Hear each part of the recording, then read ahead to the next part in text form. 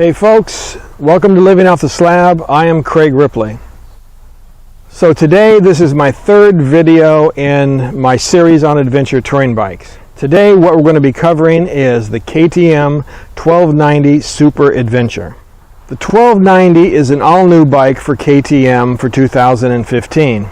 It's kind of like an oversized version of their 1190, which has become known as the best off-road bike in the adventure touring market.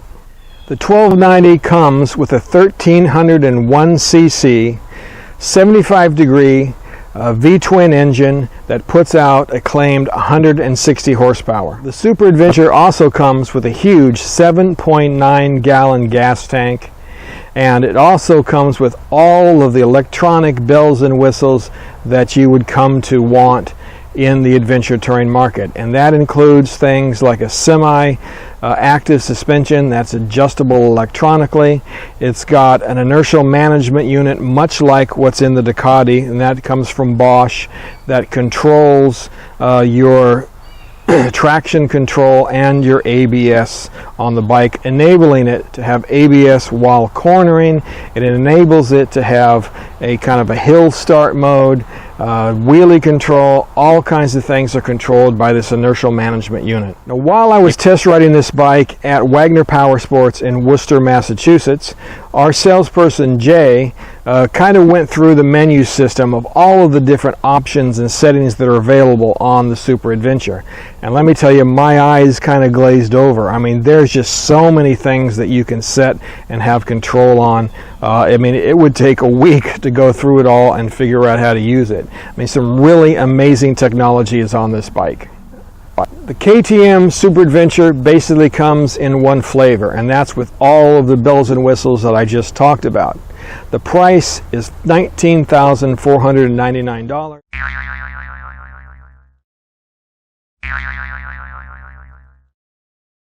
That does include some side bags that come along with the bike.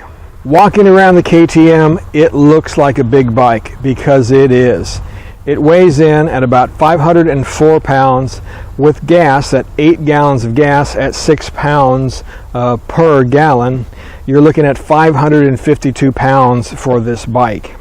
Now, for me, to be honest with you, that seems a little light because I'm used to a 900-pound bike. So if I can get anything around that 500-600-pound mark, that actually seems pretty light to me.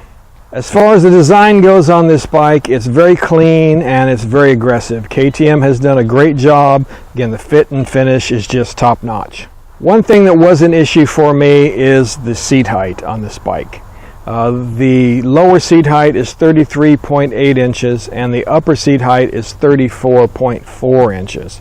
Now, I rode this bike for my test on the high seat height. I was able to handle it, but I was kind of on one foot and on my tippy toe when I was at the stop. So this is a little uncomfortable. I would definitely have to set that down to the lower seat height. And even then, that's be pushing it a little bit for me. Okay, so getting the bike out on the road, the first thing I want to take a look at is the comfort. And I found this bike to be extremely comfortable. The seat was a little bit hard, but not too much so. I was comfortable on it. I like the seating position or the rider position a little better than I did the Ducatis. Your feet are more up underneath you, up underneath your hips. You're a little bit more upright, got a little bit wider bar on this bike.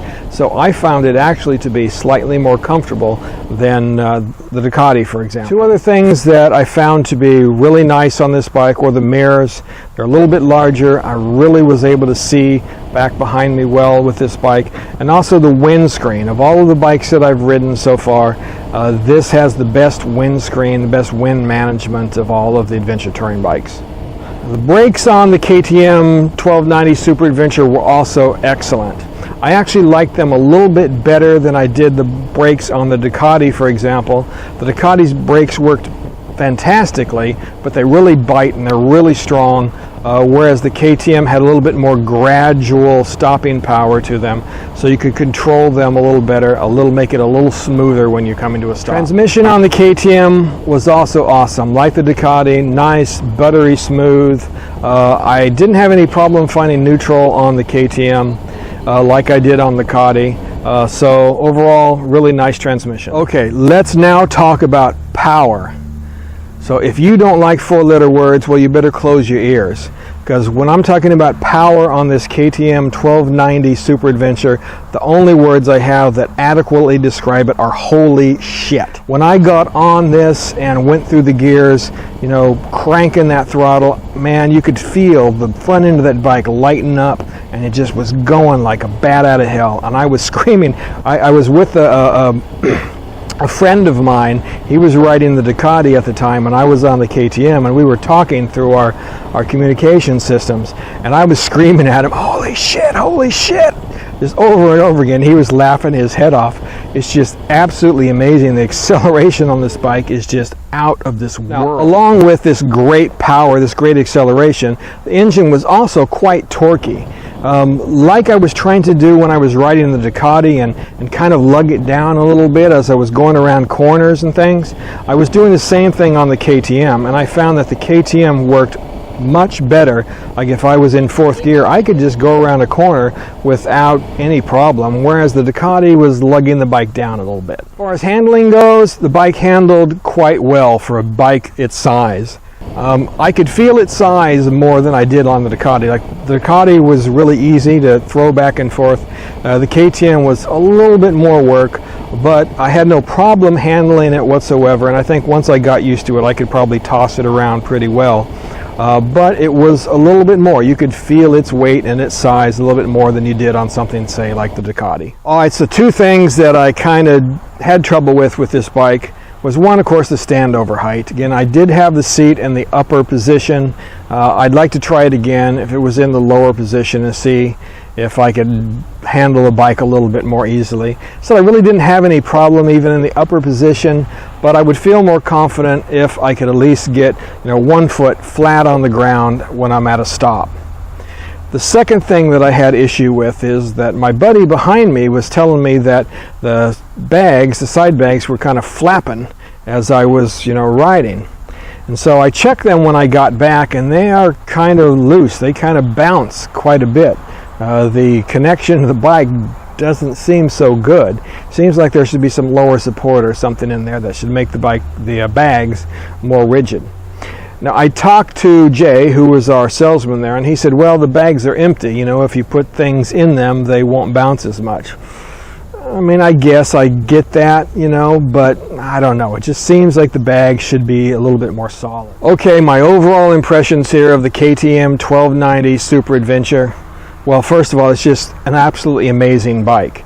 Of the bikes I've ridden so far, which is the Ducati, the KTM, and I've ridden the Super Tenere, this bike has by far the most power of anything that I've ever ridden out there. It's just absolutely freaking amazing. It's comfortable to ride, and it handles pretty well. Again, I think that you can really feel its size, and again, you would take some getting used to. I guess the one thing that I'm left with after riding a bike like this is that power really going to be usable for me? I mean, it's great to have. I mean, it was just an absolute blast to get it up to speed and go through the gears. But the rest of the ride that we were going on, we were traveling at 40, 50 miles an hour on these New England back roads, which is most of the way that I'm going to be riding all of the time. Or I'm going to be out on the highway, going at a normal 70, 75 miles an hour, maybe up to 80 on some of these highways. But I'm not going to be doing 120, 130 miles an hour. I'm also not going to be just busting loose going through the gears like I was all the time. I'm going to be riding around at 40, 50 miles an hour. So I start thinking, okay, do I really need all of this power? Yes, it's great to have.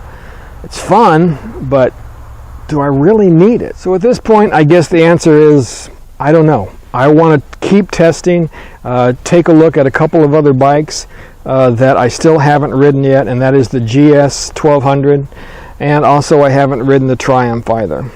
So I'm reserving my judgment, but in the long run, we're going to look at what I get for the money, essentially.